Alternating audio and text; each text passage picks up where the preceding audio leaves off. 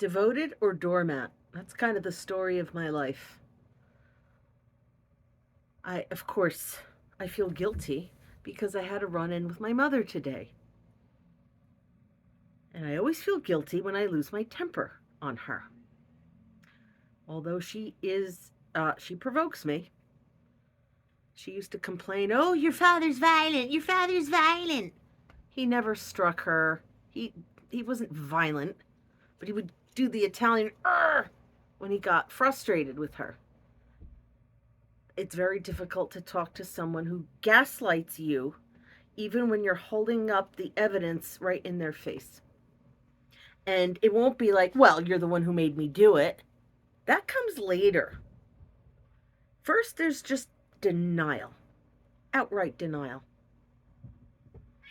I told her, "I can hear the things you say." The way she yells at her aides, "What's the matter with you? You're messing me up today. Close my goddamn window." Just nasty. And it infuriates me because she will act so sweet one minute and then the next minute she's being a demon. Well, certain things about the future of her care came up today. I'm like, "Ma, I have to budget money. Uh, you're well." Like, she was sickly for a while. You know, videos from a few weeks ago you saw. That's what got her on the hospice. I said, and I stepped up your care and I stepped up the hours that your aides are here because I really, I thought you needed it. But now you're feeling better, I guess. She is feeling better. And now we have to make some decisions about the woman who stays overnight and certain hours and what we're doing. And she always very smugly, I don't know, she thinks money's going to fall out of the sky. Let's just put it that way, without giving you too many family details. And I said, that doesn't mean we can be wasteful. We have to space this out. What if you live another year or two? God help me, please. But people live to be 102. People just like her, crab-ass, miserable people who have kind of low-level, health issues, but nothing big. She could absolutely hold on to be 102. She's only 99. She'll be 100 in September. Right now, you're watching this. It's June 2023. I'm just trying to plan. I am just trying to make adjustments to help her.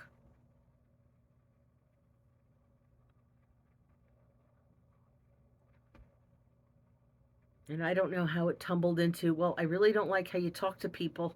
It really upsets me when I hear you're being abusive." And she all dramatic with the hand. I'm not even. You're accusing me of things I'm not even capable of. Like, I have the recordings. If that's what you want to believe. I have the tapes. I have the recordings. I actually have you on rec. If that's what you want to think of me, if that's what you want to believe.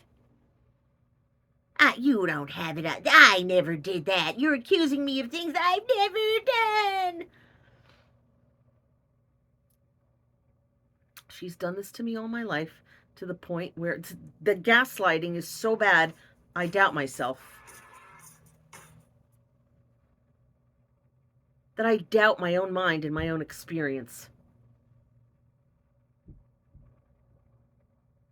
And I pulled a Shady Pines. Yes, right from the Golden Girls, a Shady Pines. I said, "That's it, I'm putting you in a nursing home." Now, I'm not going to put her in a nursing home. Look, if she's alive in a year or two, I'm going to have to, because unless, I figure out some lucrative business to be in. But no, I am not imminently placing her in a nursing home. But I got mad and I threatened. Well, she calls me up, and a couple hours later, crying, I just want to let you know my state of mind. Thinking, oh, how lucky can I get? I get to hear about her state of mind. Great. Why are you crying? Because you're threatening to put me in a nursing home. Just do it. I'm thinking, well, tempting. Especially with this phone call. Like, Mom, I'm just trying to make some adjustments and make some decisions. Why are you always threatening me and accusing me of things I didn't do? I reiterated, I don't like how you talk to the people who come into the house to help you. All we do is talk about the weather and the cats and baseball. We don't even talk about anything. And then I repeated again. Did you curse and say, open my GD window and you're messing me up? Did you get very nasty? No. First she denied it. I'm not even going to keep imitating her because I'm annoying even myself. And finally she admits it because that's the pattern. You accuse and accuse and accuse. They deny, they deny, they deny. And then they fall apart and blame you for making them admit. People talk to me like I'm stupid. Nobody talks to you like you're stupid. I have to repeat myself over and over to get anything done. After I've already said it nicely. Like, okay, now I'm having flashbacks. She doesn't ever say it nicely. If she repeats herself, it's because they will literally have the rubber gloves on, the disposable gloves on, doing some unsavory task. And she'll be barking at them to give me a sip of water. Open that window. Blah, blah, blah. Okay, let me just finish what I'm doing. I don't know why I have to wait. I'm paying you. You know, very inconsiderate. That people have to do one thing at a time.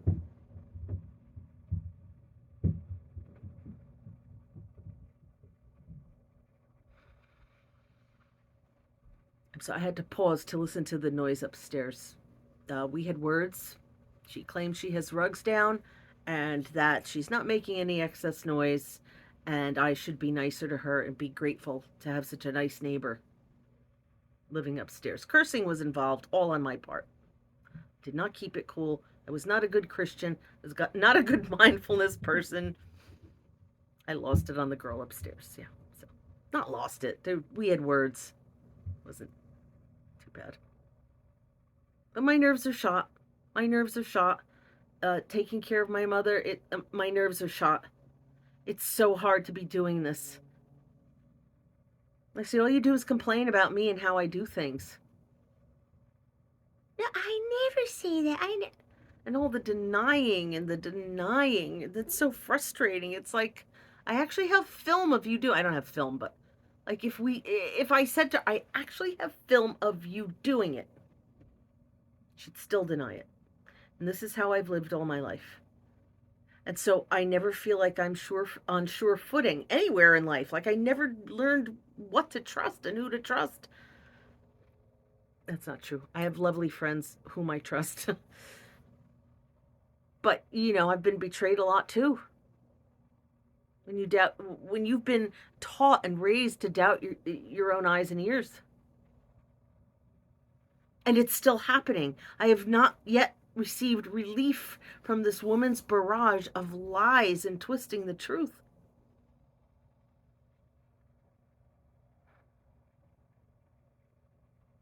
I miss my family. I miss my brothers. Who weren't speaking to her. Who wouldn't talk to her. She was disinvited to her own brother's house because of the way she just lambasted. And it was just so horrible and critical and embarrassed my poor father, who everyone loved. See, I forgot how they worded it, but please don't come if you're bringing Ada. Or maybe my aunt was the one who spoke up and it was like, it would really be better if you didn't come. But it's never her fault and she never learned.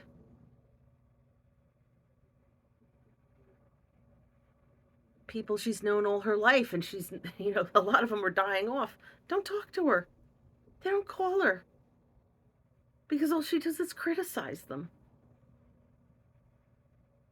Her in-laws, family on my father's side, they'll come for game night if I hold an event and we have a great time and everything's nice, but they don't call her just to talk. Because what does she do? She talks about my poor father.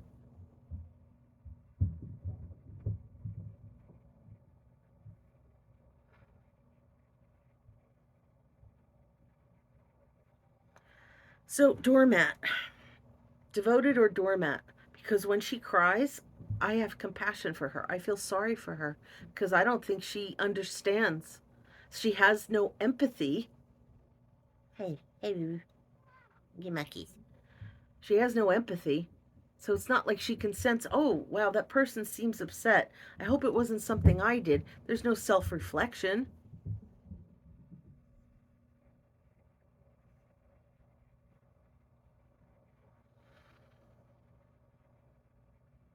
And it does, of course it hurts my feelings that, she can't get off the sofa.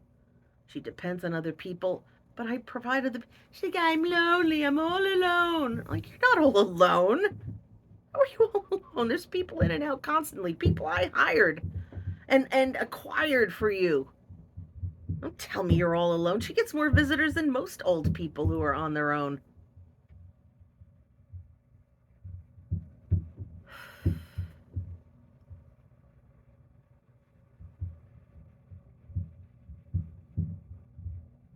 Sorry. The amount of noise from upstairs. I don't know if you're hearing it. This is just God telling me, you're almost 60, get a house. Just get your own house. How much time do you have left? Get your own house. What you're paying in rent, you could be paying a mortgage. Get your own house so that you're never again at anybody's mercy with noise. I grew up in a house that gave me the misophonia because of my mother and her noise. Even though I've lived here peacefully for 30 years. But this person moved in upstairs in February. I have no peace. It's reminding me of my childhood where I had no peace. Didn't have peace at school, got bullied there, came home, got terrorized by my mother, and now I feel like I'm reliving that. Now, once I shut this, I put on my white noise generator, I put on the ambient music, I can kind of drown it out so it's not so painful. But like it pulls my concentration. Anyway, devoted or doormat. And she's manipulative. She's used her crocodile tears to get sympathy from people. She used it on my father. And he would always be, Ollie, see what your mother's crying about. Like, really? Really? You married this histrionic, borderline personality disordered narcissist, and I have to go see why she's crying.